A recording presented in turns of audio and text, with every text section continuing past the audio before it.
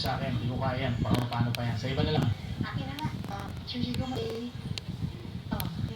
Tulong! Tulong! Kuya! Kuya! Kailangan ng tulong ng kasama ko. Nasa basement 2 siya. Inatake kami ng rapist. Rapist? Rapist ang matatatin? Naku, Diyos ko. Lagot na. Sira ulo yan. May rapist o mamamatay tao, yari siya sa akin. Kailangan ng medical attention ng kasama ko. May pasyente rin kami dito. At kung ganyan na may manyak pala na pakalat-kalat dito, hindi tayo pwede maghiwa-hiwalay. Napanood ko to sa sinihan. Pag naghiwa-hiwalay, isa-isang namamatay. Kuya, please, tulungan mo ako. Tulungan mo ako, parang awa mo na.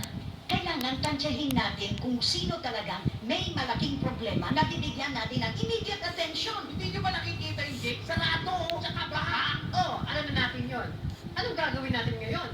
Tapos meron pa tayo dalawang tulalala sa tabi. Tsaka wala signal. May sugat sa tiyan ng rapist. Mahina na rin siya. Kung masasamahan mo ako, pwede natin dalhin dito yung kasama ko. Yung guard! Yung guard! May nakita ko radyo sa guard! Pwede natin gamitin yun para humingi ng tulong.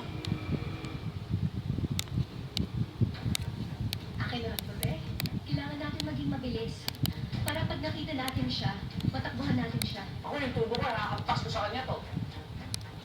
Pwede ba ikaw na lang kumuha ng radyo at maiwan na lang ako dito? Ano ka? Idea mo yun, no? And besides, may mga pasyente akong inaalagaan dito. Huwag kayong mag-alala. Ilalak namin lahat ang pinto ng mga sasakyan namin. Magpupusina-pusina kami sa isa't isa. At nakita namin yung manyak na yan. Ano na nangyari doon? Pati tingin lang sa'yo.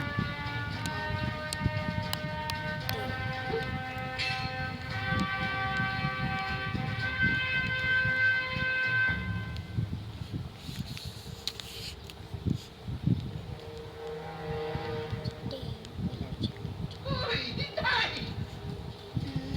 Ganda ako na naman.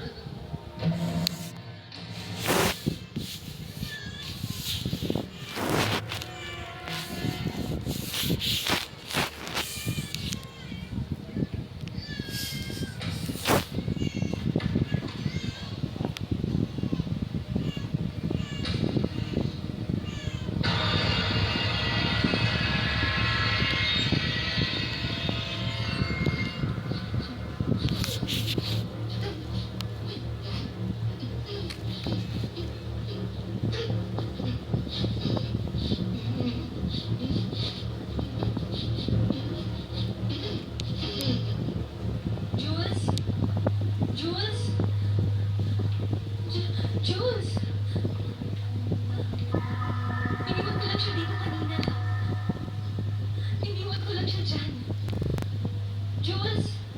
Jules! Ay nako, hindi ko pinangarap yung ma-rape, no? Pero kasi Papa Maya ang rape sa akin, kahit na rin.